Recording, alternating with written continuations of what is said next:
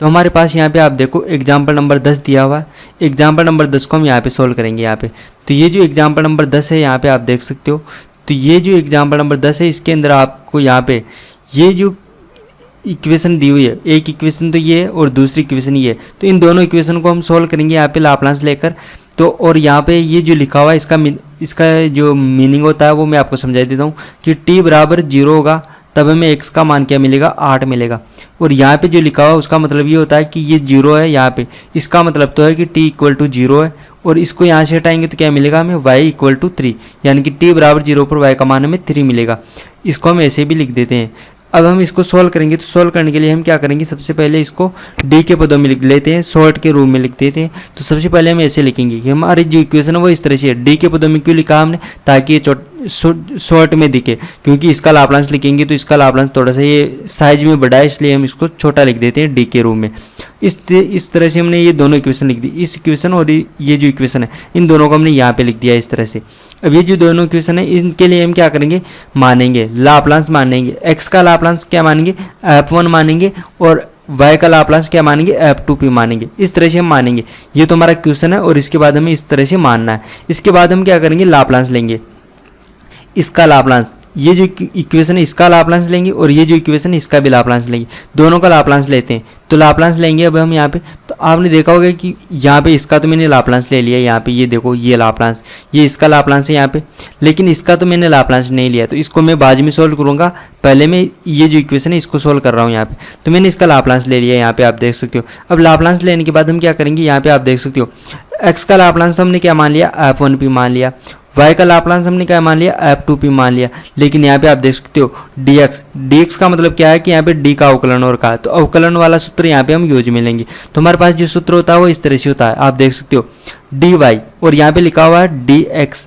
तो हम क्या करेंगे, जहाँ पे यहाँ पे y है तो y के स्थान पे हम क्या समझेंगे, x समझेंगे। तो हम क्या समझेंगे, इस तरह से समझेंगे, लाप्लास dx, इस तरह से हम समझेंगे। तो यहाँ पे क्या हो जाएगा p, और यहाँ पे ये ऐसे कैसे आ जाएगा f p, और यहाँ पे क्या आ जाएगा x0 आ जाएगा। लेकिन यहाँ पे आप देख सकते हो यहाँ पे क्या चल रहा है, y चल रहा है। तो y का लाप्लास यहाँ पे आता, ये y का फंक्शन यहाँ पे आता है, फंक्शन ऑफ p। अब यहाँ पे y के स्थान पे यहाँ पे क्या चल रहा है, x चल रहा है। तो x के लिए यहाँ पे हमें क्या मिल रहा है, f1 मिल रहा है। तो हम यहाँ पे क्या लगाएंगे, f1 लगाएंगे। तो इस तरह से हमने यहाँ पे f1 लेंगे। तो यहाँ पे आप देख सकते हो p f1p, तो यहाँ पे आप देख सकते हो p f1p माइनस x0, तो यहाँ पे भी आप देख सकते हो माइनस x0। तो यहाँ पे आपको ध्यान में रखना है, यहाँ पे जो आएगा, यहाँ पे यदि y आ रहा है तो y वाला लाप्लास यहाँ पे आएगा, यहाँ भी x आएगा तो x वाला लाप्लास यहाँ पे आएगा। आप देख सकते हो यहाँ पे x आ रहा है, इसलिए यहाँ पे x वाला लाप्लास आ रहा है f1, ये x लाप्लास जो हमने माना था इसका यहाँ पे लाप्लास वो आ रहा है यहाँ पे। तो यहाँ पे आप देख सकते हो ये जो इक्वेशन थी इसको हमने क्या कर दिया, इस तरह से लिख दिया।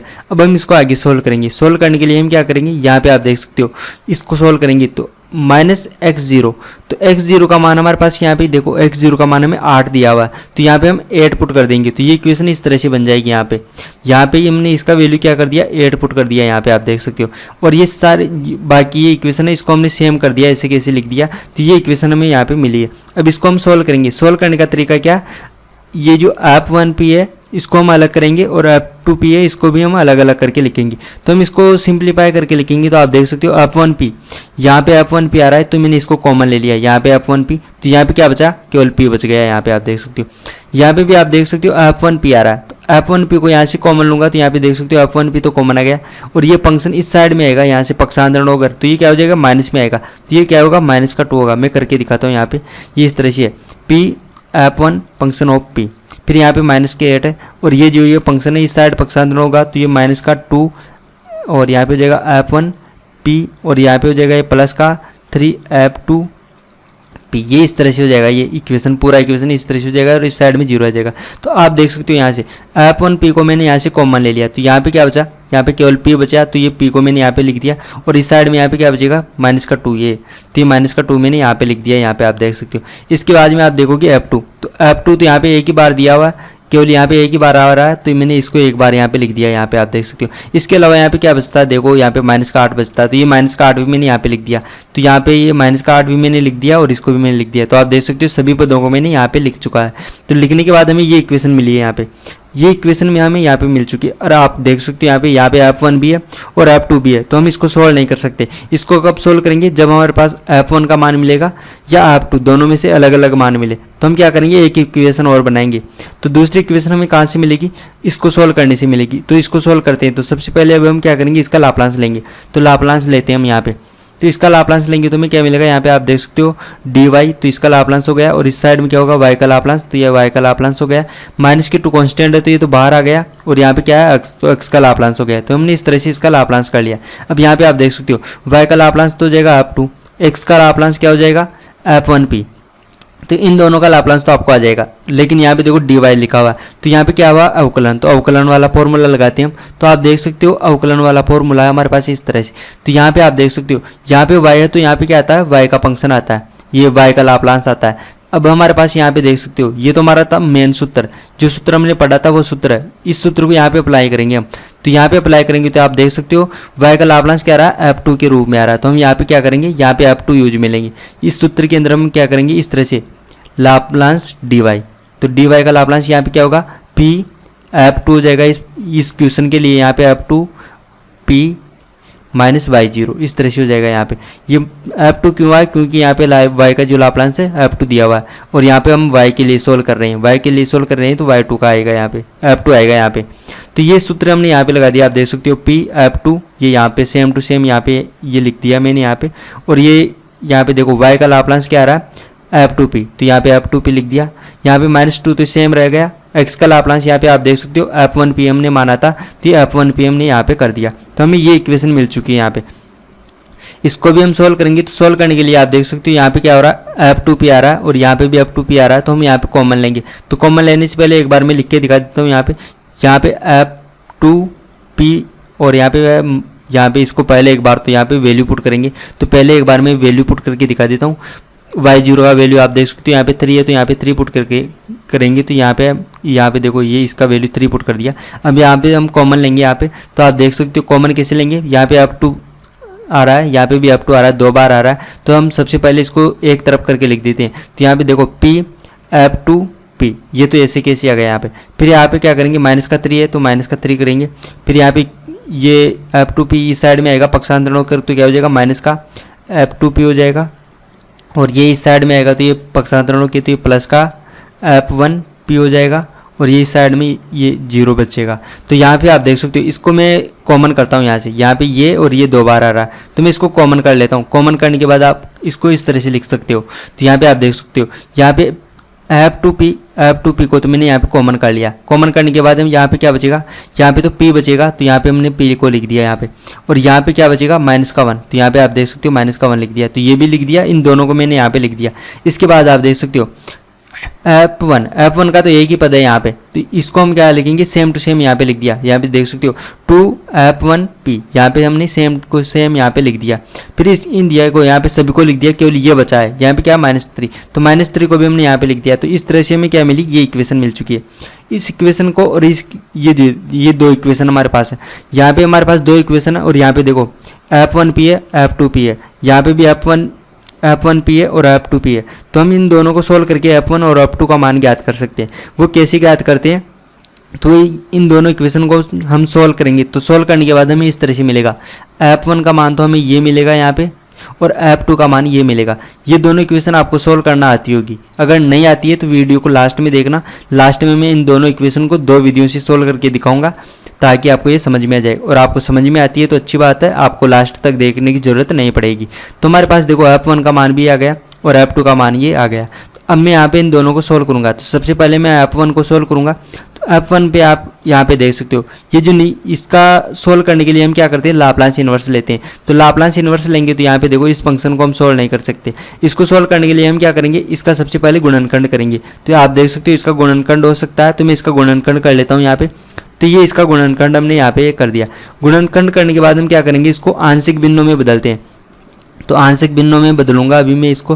तो आंशिक भिन्नों में बदलेंगे तो हमें ये मिलेगा यहाँ पे। तो अब ये आंशिक भिन्नों में कैसे बदला, तो मैं यहाँ पे इसको बदल के दिखा देता हूँ यहाँ पे एक बार। तो आप इसको बदलने के लिए क्या करोगे, ये जो लिखा हुआ है इसको डायरेक्ट लिखना है आपको। तो p + 1 ये आ गया इस साइड 2 और इस साइड में क्या आएगा p माइनस का 2। जैसे यहाँ पे लिखा हुआ मैंने यहाँ पे डायरेक्ट लिख दिया।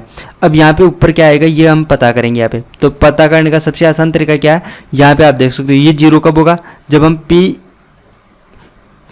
हम p का मान माइनस का 1 रख दें यहाँ पे, तो ये क्या हो जाएगा 0 हो जाएगा। तो p का मान माइनस का 1, तो ये जो पूरा इक्वेशन है यहाँ पे p का मान में माइनस का 1 रखूंगा। लेकिन ध्यान रखना यहाँ पे नहीं रखेंगे, क्योंकि यहाँ पे रखेंगे तो ये अपरिभाषित हो जाएगा, तो इसको छोड़ कर रखेंगे। तो यहाँ पे माइनस का 1 रखेंगे तो यहाँ क्या हो जाएगा माइनस का 8 हो जाएगा।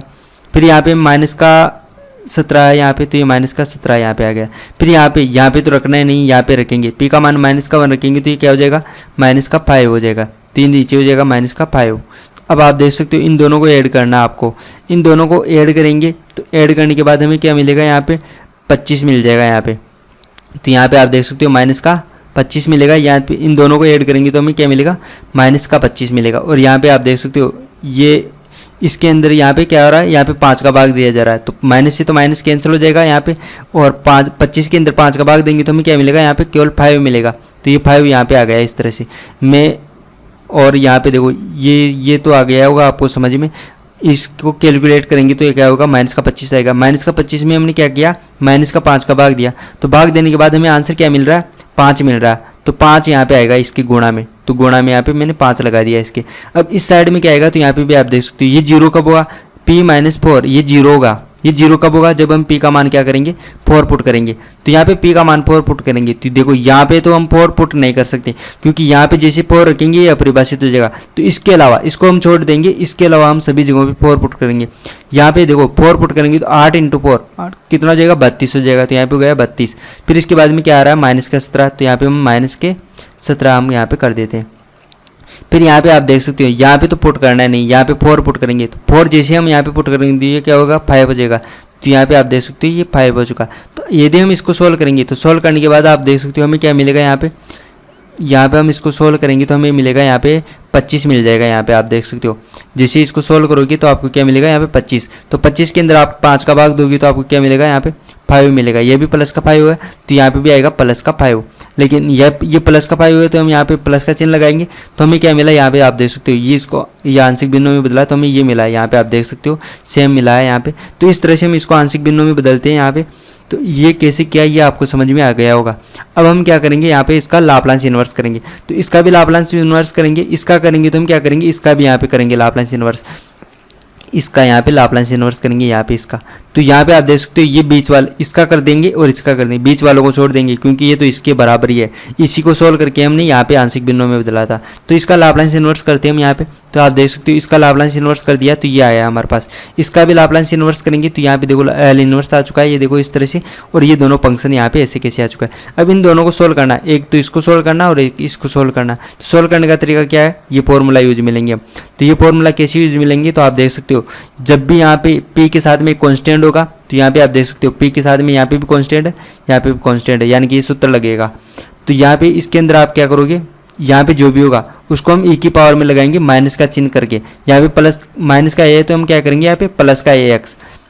तो ये फॉर्मूला हम यहाँ पे लगाते हैं। तो ये फॉर्मूला लगाएंगे तो हमारे पास ये आएगा। यहाँ पे आप देख सकते हो ये 5 तो कॉन्स्टेंट था तो ये बाहर आ गया।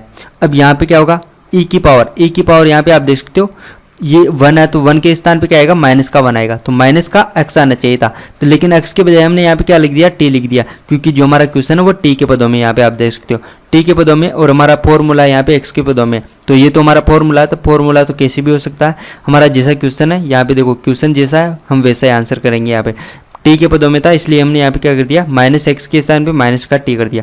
तो इसको सोल्व करेंगे तो हमें ये मिलेगा। अब इसको भी सोल्व करेंगे। 3 तो यहाँ पे कॉन्स्टेंट था तो बाहर आ चुका है इस तरह से। और यहाँ पे आप देख सकते हो यहाँ पे हमें क्या मिल रहा है 4 मिल रहा है माइनस का। तो माइनस का 4 है, चिन्ह चेंज करेंगे तो क्या होगा प्लस का 4। तो e की पावर 4x, x के बजाय हम क्या लिखेंगे यहाँ पे t लिखेंगे, क्योंकि हमारा जो क्वेश्चन है वो t के रूप में है यहाँ पे। तो हमारे पास इस तरह से इसका ये फर्स्ट आंसर हमें मिल चुका है। ये इक्वेशन को सोल्व करने पर एक आंसर तो हमें यहाँ पे मिल चुका है। दूसरा आंसर हम यहाँ पे करते हैं, इसका लाप्लास इन्वर्स करेंगे। तो इसको भी हम डायरेक्ट सोल्व नहीं कर सकते, तो यहाँ पे क्या करेंगे इसका गुणनखंड करेंगे। तो गुणनखंड करते हैं हम यहाँ पे। तो आप देख सकते हो इसका गुणनखंड होगा इस तरह से। गुणनखंड करने के बाद हम क्या करेंगे आंशिक भिन्न में बदलेंगे। तो इसको आंशिक भिन्न में बदलेंगे तो हमें ये मिलेगा। अब ये आंशिक भिन्न में कैसे बदला, तो अभी मैंने इनको बदल के दिखाया था, इनको बदल के दिखा दिया था। तो जैसे हमने इसको किया था वैसे शॉर्ट में आप इसको कर सकते हो। और अगर आपको नहीं आया यहाँ पे जो मैंने बताया था वो आपको समझ में नहीं आया हो तो आप चैप्टर नंबर 8 के अंदर गुणनखंड का जो वीडियो है वो देख लेना। वहाँ पे मैंने अच्छे से समझाया कि गुणनखंड हम ये आंशिक भिन्नों में हम कैसे बदलते हैं, तो वो वीडियो देख लेना एक बार, आपको और भी अच्छे से समझ में आ जाएगा। तो यहाँ पे हमने इसको आंशिक भिन्नों में बदल दिया है। तो आंशिक भिन्नों में बदलने के बाद हम क्या करेंगे, लाप्लास इन्वर्स लेंगे। तो दोनों तरफ लाप्लास इन्वर्स लेंगे। तो यहाँ पे आप देख सकते हो यहाँ पे लाप्लास इन्वर्स हो गया फंक्शन ऑफ ये सेकंड फंक्शन f2 का हो गया और इस साइड लाप्लास हो गया इसका लाप्लास इन्वर्स। तो यहाँ पे आप देख सकते हो इस तरह से हमारे पास ये लाप्लास इन्वर्स आ चुका। अब इसको हम सोल्व करेंगे। तो यहाँ पे आप देख सकते हो इसको सोल्व करने के लिए हम ये फॉर्मूला यूज में लेंगे वापस। यहाँ पे आप देख सकते हो 5 कांस्टेंट है, तो ये यहाँ पे मैं करके दिखाता हूँ। ये 5 कांस्टेंट था, ये तो बाहर आ चुका और ये यहाँ पे देख सकते हो ये तो सेम ही है, ये फंक्शन है। तो इसका क्या आया था, ये आया था माइनस ये 5 e की पावर माइनस टी। तो यहाँ पे इसका भी क्या आएगा 5 e की पावर माइनस का टी। और इसका यहाँ पे देखो यहाँ पे ये भी सेम है। यहाँ पे आप देख सकते हो नीचे 4 ये p प्लस 4। तो यहाँ पे आप देख सकते हो नीचे क्या आ रहा है p प्लस 4 आ रहा है। तो यहाँ पे इसका भी क्या आएगा e की पावर 4t। लेकिन यहाँ पे देख सकते हो इसका कांस्टेंट क्या है 3, तो इसके आगे क्या आ रहा है 3। इसका कांस्टेंट क्या आ रहा है माइनस का 2, तो इसके आगे क्या आ जाएगा माइनस का 2। तो इसी तरह जैसे इसको किया है यहाँ पे सेम टू सेम प्रोसेस यहाँ पे है, इसको भी वैसे ही किया। तो इस तरह से हमारे पास दोनों का आंसर आ गया। लेकिन आपको एक बात मैं बता देता हूँ यहाँ पे ये कैसे आया, ये y कैसे आया यहाँ पे। तो आप देख सकते हो हमने क्या माना था यहाँ पे f2 इस तरह से माना था। तो इसका लाप्लास इन्वर्स करेंगे तो क्या आएगा y equal to L inverse f2 का लाप्लास इन्वर्स। यहाँ पे आप देख सकते हो। तो इसका मान हम क्या लिख सकते हैं y। तो यहाँ पे इसका मान हमने क्या लिख दिया y। इसी तरह से ये x आया, x कैसे आया, इससे आया यहाँ पे। इसका लाप्लास इन्वर्स लिखेंगे तो क्या आएगा x equal to L inverse f1 का p इसका लाप्लास इन्वर्स। तो यहाँ पे देख सकते हो इसका मान हम क्या लिख सकते हैं x लिख सकते हैं। तो यहाँ पे आप देख सकते हो इसका मान हमने क्या लिखा है यहाँ पे x लिखा है। तो इस तरह से हमें इसका आंसर मिला। तो इसके दो आंसर मिले हमें, एक आंसर तो ये हो गया और दूसरा आंसर ये हो गया। तो आंसर ये जो मैंने यहाँ पे आपको बताया ये मैंने केवल आपको इसको सोल्व करना सिखाया कि इसको कैसे सोल्व करते हैं। एग्जाम में हम ऐसे नहीं लिखते हैं। एग्जाम में कैसे लिखना है वो तो आप PDF देख लेना एक बार, हमारा जो ऐप पे मिल जाएगा आपको, क्यूरसिटी फाउंडेशन नाम से ऐप है। तो वो PDF देख लेना, उस PDF में जैसे मैंने लिखा हुआ है वैसे एग्जाम में हम लिखते हैं। यहाँ पे मैंने केवल आपको समझाया कि हम किस तरह से सोल्व करते हैं। अब मैं आपको ये बताऊँगा यहाँ पे कि ये f1 हमने कैसे ज्ञात किया था। ये ज्ञात किया था यहाँ से लेकर यहाँ तक, ये f1 का वैल्यू है, ये हमने कैसे ज्ञात किया था। और ये जो f2 का वैल्यू है ये कैसे ज्ञात किया था। अगर ये आपको आती है तो अच्छी बात है। ये कैसे ज्ञात किया था, ये जो इक्वेशन ये और ये इन दोनों को सोल्व करके हमने ज्ञात किया था। तो वो अब मैं आपको करके दिखाऊंगा कि हम कैसे करते हैं। तो यहाँ पे आप देख सकते हो एक इक्वेशन तो ये थी हमारे पास और दूसरी इक्वेशन ये थी। इन दोनों को सोल्व करके हम क्या करेंगे f1 और f2 का मान ज्ञात करेंगे। तो सबसे आसान विधि यही है इसको सोल्व करने की। तो हमारे पास क्या होती है, दो इक्वेशन होती है इस तरह से, एक इक्वेशन ये होती है और एक इक्वेशन ये होती है। वज्र गुणा विधि बता रहा हूँ मैं आपको अब। तो ये दो इक्वेशन होती है। यहाँ पे आप देख सकते हो x y दो फंक्शन होते हैं। जैसे यहाँ पे आपको f1 और f2 दिख रहा है वैसे यहाँ पे क्या होता है x और y होता है। तो इसको सोल्व करने का जो सबसे आसान तरीका वो इस तरह से वज्र गुणा विधि।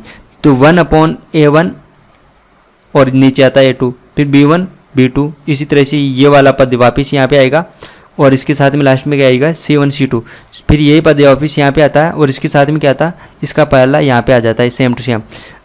ये याद रखने का तरीका इसको। तो इसको सोल्व करेंगे तो हमें डायरेक्ट x और y मिल जाता है। x y का मतलब क्या है कि यहाँ पे जो भी हमें ज्ञात करना वो मिल जाता है। तो अभी हम यहाँ पे इसके अंदर ये मेथड यूज में लेंगे इससे, और ये जो दोनों समीकरण है उसमें ये मेथड यूज में लेंगे। तो यहाँ पे यूज में लेने के लिए हम क्या करेंगे, इसको अभी यूज में लेता हूँ। और ये जो यहाँ पे लिखा हुआ है इस तरह से दो लाइनों के बीच में, तो ये क्या होती है सारणिक होती है। ये सारणिक को हम कैसे सोल्व करते हैं ये भी मैं आपको बताऊंगा। अभी इसको सोल्व करने का तरीका बता देता हूँ एक बार। तो कभी भी ऐसा लिखा हुआ हो a1 b1 और नीचे आ गया a2 आ गया और यहाँ पे आ जाएगा b2, ये क्या है, ये सारणिक होती है। सारणिक को कैसे सोल्व करते हैं, इसको सोल्व करने का तरीका है इन दोनों को यहाँ पे ये तिरछा गुणा करेंगे हम यहाँ पे। तो a1 यहाँ और यहाँ पे क्या आ रहा है b2, और फिर इसके बाद में क्या करेंगे इसका इस साइड से तिरछा गुणा करेंगे। तो यहाँ पे क्या आ जाएगा a2 b1, इस तरह से गुणा करते हैं। बीच में कौन सा चिन्ह आएगा, माइनस का चिन्ह आएगा। तो आप देख सकते हो सबसे पहले ऐसे गुणा करेंगे, फिर माइनस का चिन्ह लगाएंगे, फिर ऐसे गुणा करेंगे। तो ये इसको गुणा करने का तरीका है, ये सारणी को हल करने का तरीका है इस तरह से। तो अब मैं इसको सोल्व करके दिखाता हूँ आपको। ये मेथड में यहाँ पे यूज में लूँगा इस समीकरण, और ये जो दोनों समीकरण है इसमें यूज में लेके इसको सोल्व करके दिखाऊंगा यहाँ पे। तो सोल्व करेंगे तो हम क्या करेंगे, सबसे पहले इसमें वैल्यू पुट करेंगे इस तरह से। अब ये वैल्यू कैसे आई, तो इसको सोल्व करने का तरीका बताता हूँ मैं आपको। आप देख सकते हो यहाँ पे मैंने 1 के स्थान पे 1 लिख दिया। यहाँ पे मैंने क्या लिखा F1, क्योंकि हमें F1 का मान ज्ञात करना है। दूसरा वैल्यू हमने क्या लिखा F2, क्योंकि F2 का वैल्यू भी हमें ज्ञात करना है। तो आप देख सकते हो यहाँ पे ये जो इक्वेशन है इसमें A1 B1 C1 A2 B2 C2, तो यहाँ पे भी हम A2 B2 ये सब बनाएंगे यहाँ पे। तो कैसे बनाएंगे, यहाँ पे आप देख सकते हो यहाँ पे क्या आ रहा है x आ रहा है, तो x के साथ में x के बजाय यहाँ पे क्या आ रहा है F1P आ रहा है। तो यहाँ पे आप देख सकते हो x के साथ में गुणा में जो भी आएगा उसको हम क्या बोलेंगे A1। तो यहाँ पे आप क्या करोगे F1P के गुणा में जो भी आएगा उसको क्या बोलोगे A1। तो F1P इसके गुणा में क्या आ रहा है, ये पूरा पद आ रहा है, तो इसको क्या बोलोगे आप A1 बोलोगे। फिर आप देख सकते हो ये y के स्थान पे हम क्या ले रहे हैं यहाँ पे F2P। तो F2P के यहाँ पे गुणा में जो भी आएगा F2 क्या है y, तो y के गुणा में जो भी आएगा इसको क्या बोलेंगे B1। तो यहाँ पे देखो इसके गुणा में क्या आ रहा है 3 आ रहा है, तो 3 को हम क्या बोलेंगे यहाँ पे B1 बोलेंगे। इसी तरह से यहाँ पे देख सकते हो लास्ट में कांस्टेंट आ रहा है यहाँ पे, तो कांस्टेंट को हम क्या बोल रहे हैं यहाँ पे C1। तो यहाँ पे इसको क्या बोलूँगा मैं C1 बोलूँगा। जैसे मैंने यहाँ पे बोला सेम टू सेम यहाँ पे बोलेंगे। देखो यहाँ पे x है तो x के साथ में जो भी आया था उसको हमने क्या बोल दिया A1, तो इस साइड में क्या बोलेंगे A2। तो यहाँ पे देखो x के साथ x के बजाय यहाँ पे क्या आ रहा है F1P आ रहा है, तो F1P ये आ रहा है F1P। इसके साथ में गुणा में जो भी आ रहा है उसको मैं क्या बोलूँगा A2 बोलूँगा, क्योंकि यहाँ पे A1 बोल दिया तो इस साइड में क्या बोलेंगे A2 बोलेंगे। यहाँ पे आप देख सकते हो F2P क्या आ रहा है, यहाँ पे आप कंपेयर कर सकते हो y के स्थान पे आ रहा है, तो y का जो गुणांक होता है वो क्या होता है B2 है इस साइड में, तो इसको हम क्या बोलेंगे इस साइड में B2 बोलेंगे इसको। यहाँ पे भी आप देख सकते हो F2 है, F2 के साथ में जो भी गुणा आ रहा है उसको क्या बोल रहे हैं B1, तो इस साइड में क्या बोलेंगे B2 बोलेंगे। और इस साइड में जो लास्ट में ये कॉन्स्टेंट बचा है इसको हम क्या बोलेंगे C2, क्योंकि C1 इस साइड में हो गया और C2 इस साइड में हो गया। देखो ये 1 वाला सभी एक तरफ है, 2 वाले सभी एक तरफ लगा दिया मैंने। आप जरूरी नहीं किस में 1 मान रहे हो किस में 2 मान रहे हो, उससे कोई फर्क नहीं पड़ता। मैंने यहाँ पे ऐसे माना है, इसको 1 वाला माना है, इसको 2 वाले माने हैं। तो A1 B1 और C1 मिल चुका है, यहाँ पे भी A2 B2 और C2 मिल चुका। ये वैल्यू हम क्या ये जो इक्वेशन है इसमें पुट करेंगे। तो इसमें आप देख सकते हो यहाँ पे मैंने नीचे पुट कर दिया A1 का मान क्या होगा P-2। तो यहाँ पे आप देख सकते हो A1 का मान क्या है P-2, तो P-2 पुट कर दिया। फिर यहाँ पे A2 का मान क्या आ रहा है 2, तो यहाँ पे आप देख सकते हो नीचे A2 का मान पुट कर दिया।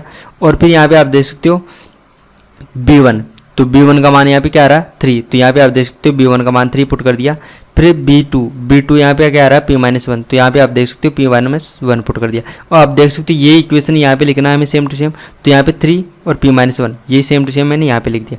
इसके बाद हम क्या करते हैं C का मान रखते हैं, तो C1 और C2, तो C1 क्या आ रहा है -8 और C2 क्या आ रहा है -3, तो आप देख सकते हो -8 और -3, और जो यहाँ पे आएगा वही आगे लिखेंगे। तो यहाँ पे जो आ रहा है वही मैंने आगे लिख दिया यहाँ पे।